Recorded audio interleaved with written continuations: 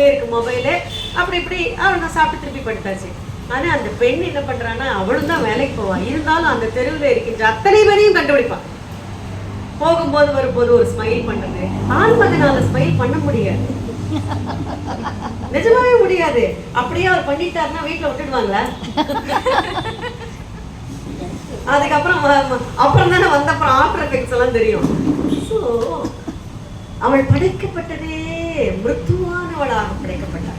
அதனால அவளுக்கு என்னன்னா, பார்ப்பவர்கள் அனைவரும் சிரிச்சுட்டு நீங்க இந்த ஸ்கூல்ல, ஏன்னா அந்த பெண் இருந்தா அவ எல்லாம் டக்கு டக்குன்னு கண்டுபிடிச்சுவா. எந்த ஸ்கூல், எந்த வேனு எப்படி வருது, எந்த பஸ் வருது, யார் போறா, யார் போய் எல்லாம் வித்தின் மந்த் ஒரு இடத்துல இன்னொரு இடத்துல ரீலோகேட் ஆனா அந்த பெண்ணால அவளால சீக்கிரமா அங்க சேர முடியும். ஏன் தெரியுமா? பெண் மழை நீர் போல.